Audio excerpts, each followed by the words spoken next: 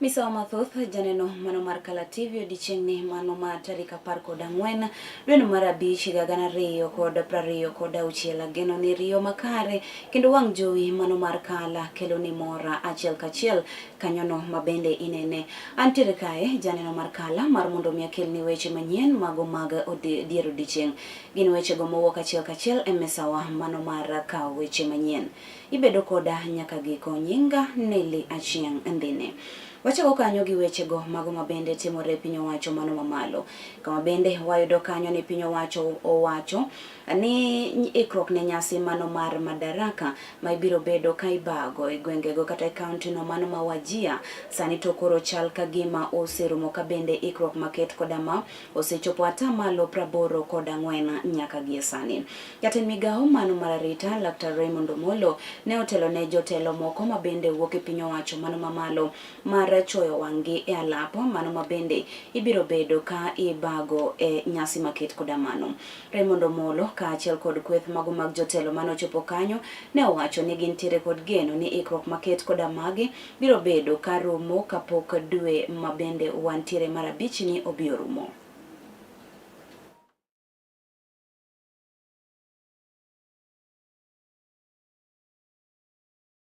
We are here in Wajir at the stadium with the team from the national government, the team that has the responsibility to spearhead the preparations for the national celebrations. As you know, we'll be having our Madaraka Day celebrations on the 1st of June here in Wajir, hosted by the county government. I'm here with the governor of Wajir, together with my PS colleague, PS Umi, in charge of culture, who also comes from this county. We have this morning done an assessment of the progress of the preparations, and we are happy that the progress is good. We are at 84%. We expect that by between the 20th and 25th, most of the works would have been accomplished. So I know you can see already there is the former parade the team doing the rehearsals as part of these preparations. We will be able to share with you the schedule of a set of activities that will be happening 1 week to the celebrations. We have the thematic week which begins on the 25th all the way to the 31st at one of the local primary schools here with a focus on education, youth, as well as the future. And besides that, of course, there's work that is going on at the residence where His Excellency the President will host the luncheon for his guests. And maybe lastly is to ask the people of Wajir, the people of Northern Kenya, and Kenyans in general to join us on the 1st of June. And we expect to start early, given the weather, but also the fact that every day around midday there are always the prayers. So we expect everyone to be seated by 8 a.m. on the 1st, with the program expected to begin at exactly 9 a.m. Thank you. Warango weche mago momoko kama bende wayudo kanyo ni gavana mano ma Kirinyaga Anne Waiguru ojiwo oganda mago mabende wuok e gwengego mago mag Central mar mondo mi gibi gichak giyier kata gisir lwedo jatend piny Kenya William Ruto e lek mare mano mar telo ne piny Kenya e kidieny mano mar ariyo kata tama mar ariyo. Gavana Anne Waiguru ne loso e gwengego mago manyeri kama bende owacho ni gin kaka oganda jo Central githoroga chopo kare moko kuom singo mago mabende gisingo. Pacheni ne osir kod jotelo mago mabende ne oyuoro nyasi no. Nyeri haiongei. Kazi ya William Ruto inaongea haiongei. Bas tumechagua President William Ruto akuwe anazunguka akifanya siasa ama akifanya kazi. Nyinyi mnataka siasa ama kazi? Wangapi wanasema wanataka kazi? Sisi nataka kumwombea William Samoei Ruto kura zake za 2 term. Wacheni tufanye siasa ya maendeleo. Tusifanye siasa ya kutenganisha Wakenya. Tufanye siasa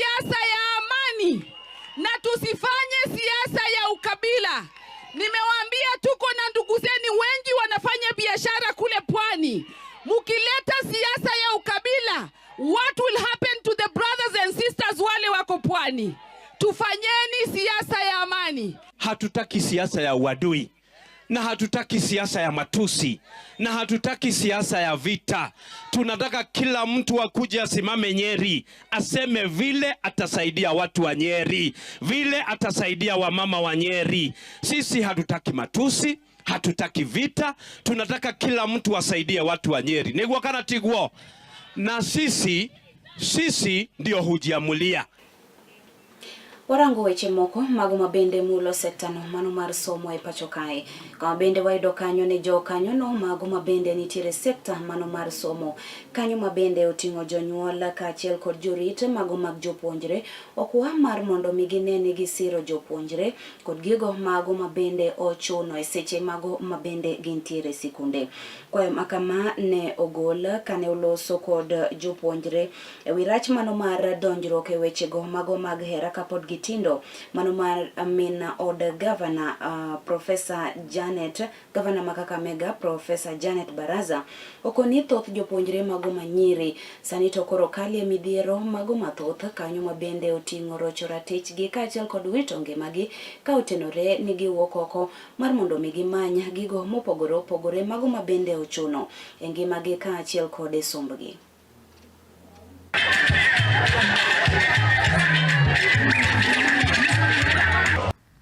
To the teachers present, you play a surrogate role to the learners.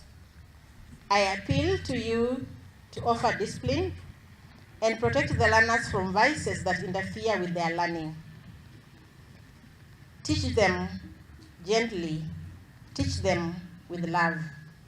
Remember what you do to the learners today, it will be done to your children elsewhere. Teaching is a noble profession, and I am one of the teachers, and I'm proud to be a teacher. And remember, we teach, we touch, and transform lives.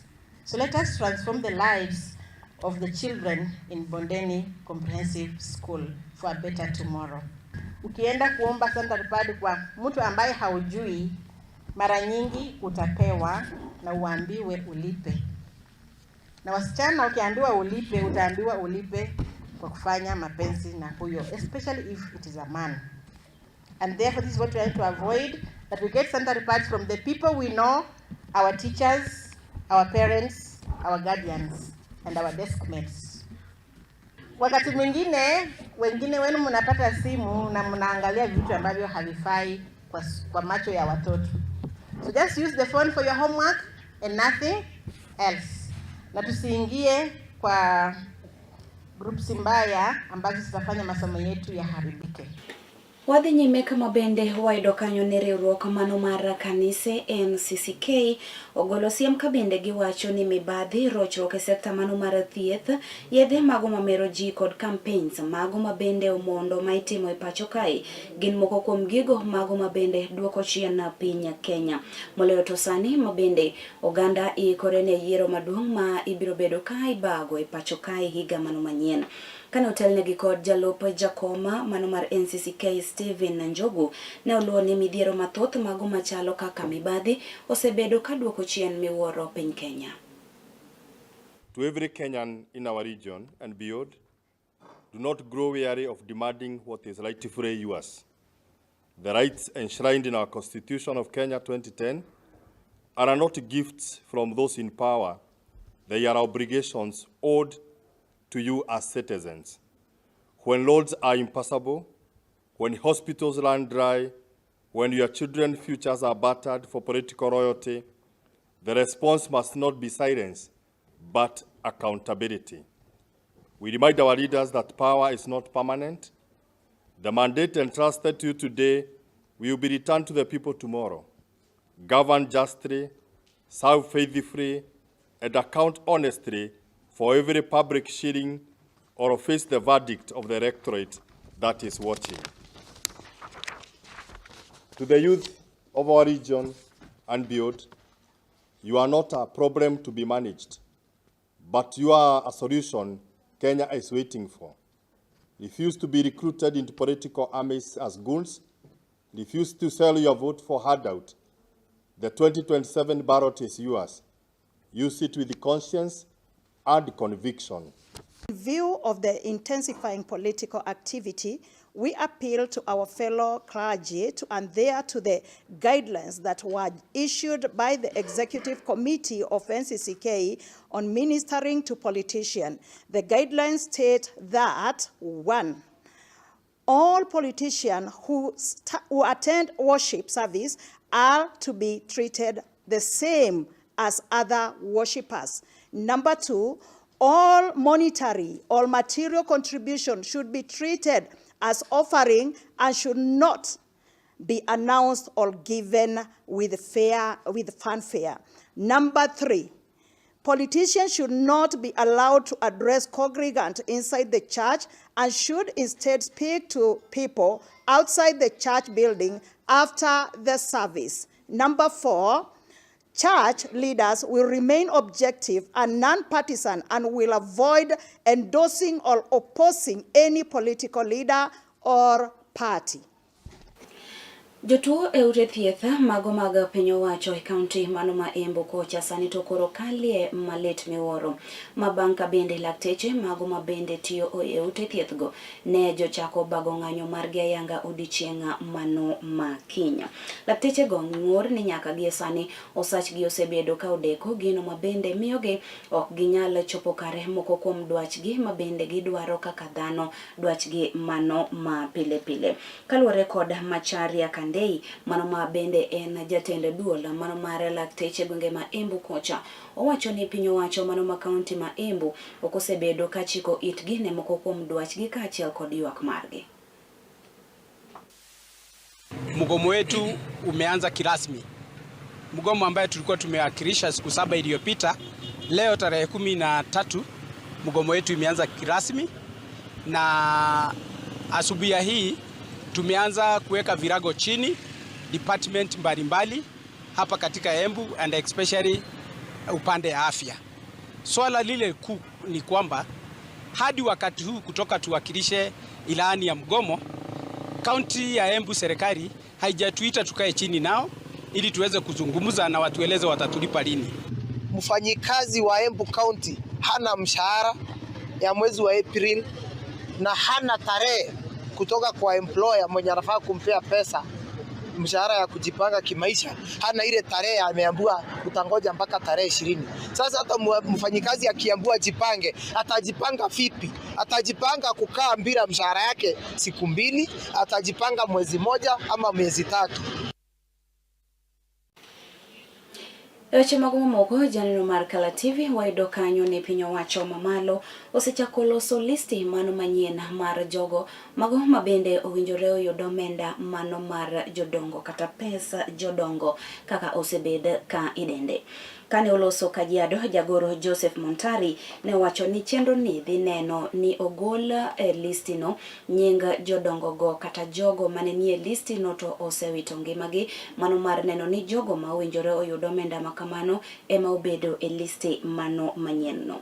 Korka korgi jodongo go to kane loso ewi chenro mano mabende piny owacho osebedo katimo negi mano mar cholo negi omenda no ka okalo kuom M-Pesa. Negi wacho ni en okang' mano mantiere kare kendo oloyo chwalo negi omenda no e yor bengi kaka ne osebed ka itimo negi kinde mano machon.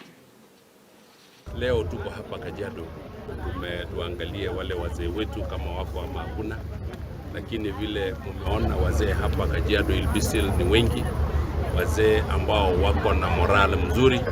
Hivyo tumekuja hapa leo na mitambo hizi ambazo tumenunua ili tuweke wale wazee wetu wote ambao wako kwa mradi huu wa serikali wa Inua Jamii, tuwaweke katika huo mradi, ili tuwaweke katika hiyo machine, ili tuchukue fingerprints zao ama vidole zao, tuweke kitambulisho hapo ndani, kisha ya kwamba wale watu kwa kweli hii pesa ya serikali inalipwa ni wale watu ambao wako, ili tuepuke na kupotea kwa pesa ya serikali. Na hii kazi tutahakikisha kwamba tumeifanya katika Jamhuri ya Kenya nzima. Hii mwezi wa 6 wote, hiyo ndio kazi tutakuwa nafanya. Ili wale wametoka katika program pia tutapata nafasi ya kuwaongezea katika mradi, ili mwishowe tusije tukakaa mradi na watu ambao ni wachache. Tunazungumzia wazee 1,000,000 na 200,000, 1.2 million ambao tunalipa ambao wako katika mradi wa Inua Jamii. Agamo moya kidieny mano mokwongo keke mabora banga thuolo machoka dogo kai kod weche mamoko mathoth.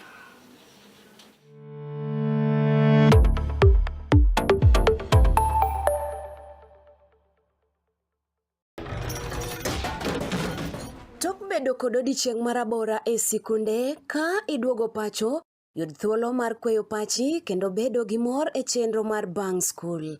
Chenro mar Bang School chakore saa 10:30 mamidhiambo nyaka saa 11 mamidhiambo. Kama inene katun mamori, ipuonjori weche mathoth, ibedo kod mor gi nyiero motimo Cathedral. Kik bai, Bang School, chenro manigi mor lilo ne nyithindo duto. Kala TV, machiegni pacho ma e odwa.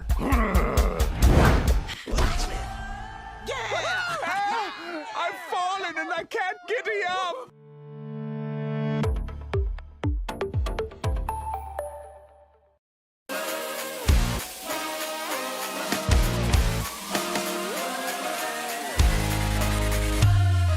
Komuch to wan kode duoko mag tuke mopogore opogore, jotugo motimogi, kuonde magitimogie, to gin tuke magi mabiro.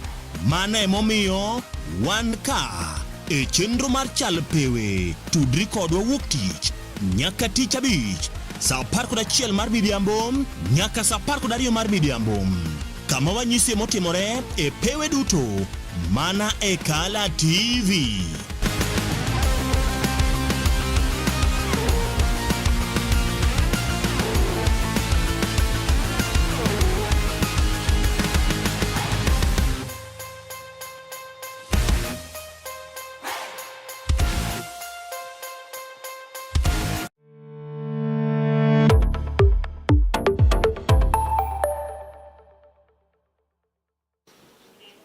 Machiegni kendo wadhi nyime yudo weche manyien mago mag diero odiochieng'.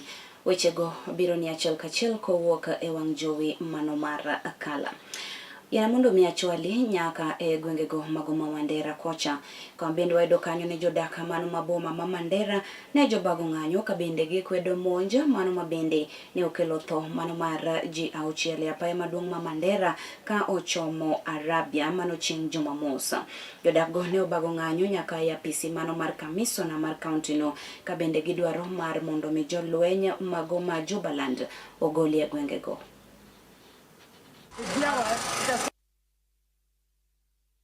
We demand comprehensive and independent investigation into the killing of the 6 innocent civilians and urge the responsible authorities to ensure that those involved are identified and held accountable in accordance with the law. Mama mjamzito miezi 9 alikuwa analeta uhai kwa hii dunia, anauliwa kwa nini? I'm very sad, I'm crying, I'm sympathizing with my community. Kitendo kilicho happen sio kitu kizuri na tunataka haki ya watu wetu. Na wale viongozi wote wa Mandera County na wasihi sana wote tutulishe wananchi wetu, badala ya kuincite, badala ya kutaka kuwasha moto, tutulize ili tuweze kuwa na mwelekeo mmoja ya kuhakikisha kwamba wale wahalifu wote wameshikwa na kushtakiwa.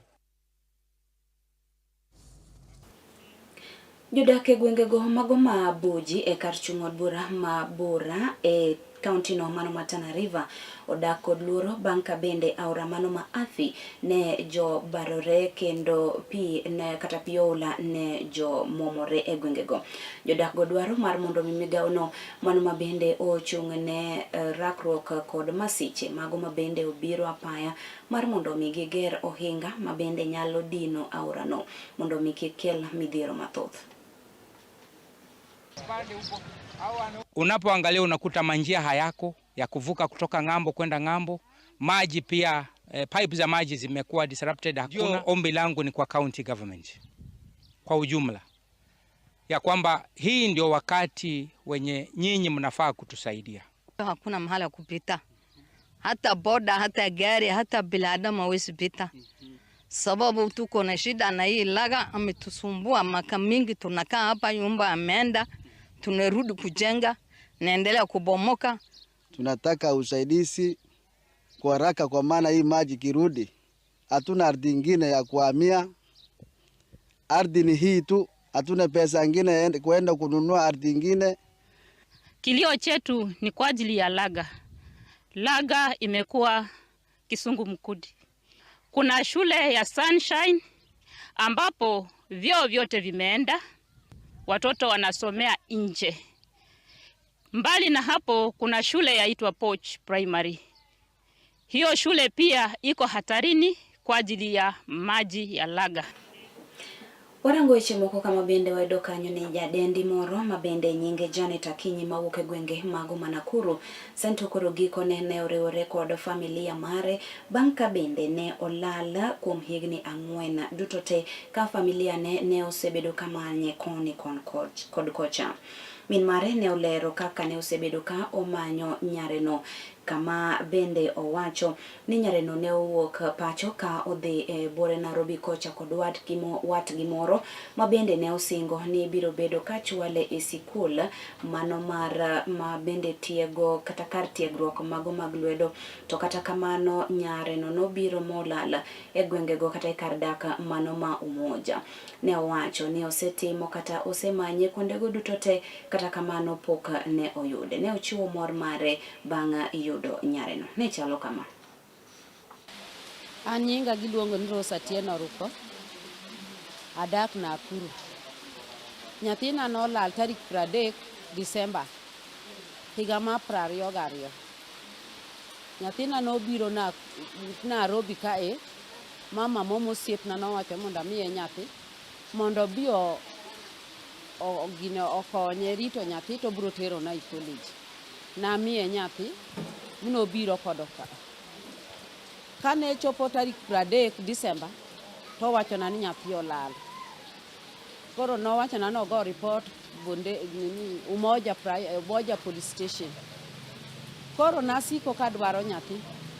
Kane Jaka Hola owuok Mombasa, nadwaro nyathi kanyo, nogol remba nopim, kendo ne wawe namba wa ma sim kanyo, kowachi ni biro gona sim, ok nawinjo.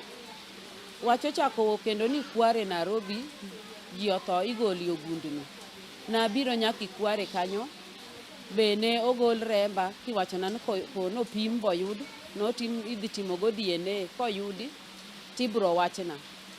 Natemo ka arito ok nayudo duoko duto. Koro kanobudho kamano, kane chopo chieng' moro achiel to ogona mama moro wuok ka Nairobi kobiro kuma antiere. Ikalo Kivu tichopo e ute wa wadak e ute mag municipality. Koro kanobiro gu picha mar nyathina moro goyo kani e skul to moro goyo korwako law ma dala.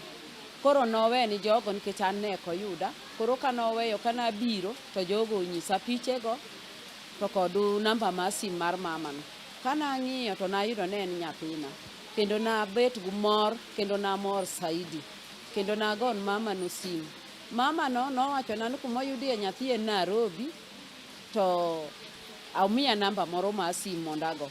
Nomiya namba mar sim, nagoyo. Naloso gi jotelo, karibu jotelo 5. Kana loso kodgi ginyisa ni nyathi noyudo police e ndara, kendo nokaw nyathi ma nyathi ni ka children's home.